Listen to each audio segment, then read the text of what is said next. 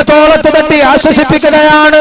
എന്തിനാണ് തിരുദൂതരെ അങ്ങയെക്കുറിച്ച് പറയുന്നവൻ ആരെന്നറിയുമോ? അങ്ങയെക്കുറിച്ച് പറയുന്നവൻ അങ്ങയെ ആക്ഷേപിക്കുന്നവൻ ആരെന്നറിയുമോ?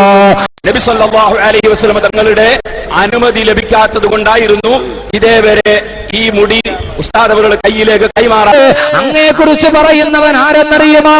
അങ്ങയെക്കുറിച്ച് പറയുന്നവൻ അങ്ങയെ ആക്ഷേപിക്കുന്നവൻ ആരെന്നറിയുമോ? പറഞ്ഞ ആൾക്കുന്നോട് ഞാൻ യോജിക്കണില്ല. കാരണം കപ്പൂലാണ് സുഖാന അയാൾക്ക് കേൾക്ക. എന്നാൽ ഏറ്റുസ്താദ പറഞ്ഞ ആൾക്കുന്നോട് ഞാൻ യോജിക്കണില്ല. കാരണം കപ്പൂലാണ് സുഖാന അയാൾക്ക് കേൾക്ക. പിന്നെ അത് വഫാത്തിന് ശേഷം വഫാത്തിന് ശേഷം നിലനിൽക്കുന്നത്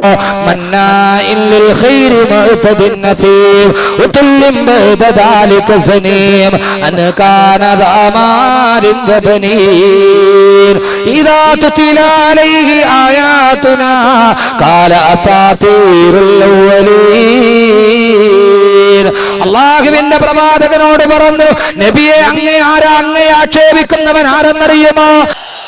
ബഹുമാനപ്പെട്ട ഹബീബ് സയ്യിദുനാ റസൂലുള്ളാഹി സ്വല്ലല്ലാഹു അലൈഹി വസല്ലമ തങ്ങള് വെള്ളം കുടിക്കാൻ ഉപയോഗിച്ച പാത്രമാണ് ഞാൻ ഈ ഉയർത്തി കാണിക്കുന്നത്.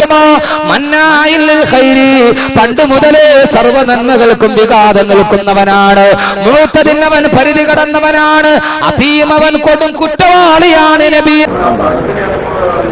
പ്രവാചകന്റെ ജഡം ഇല്ലേ?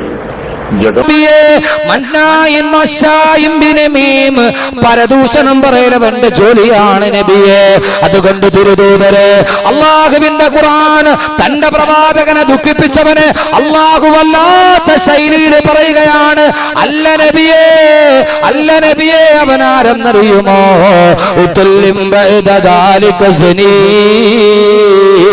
അവൻ പിഴച്ചു വെട്ടവനാണ് നബിയെ.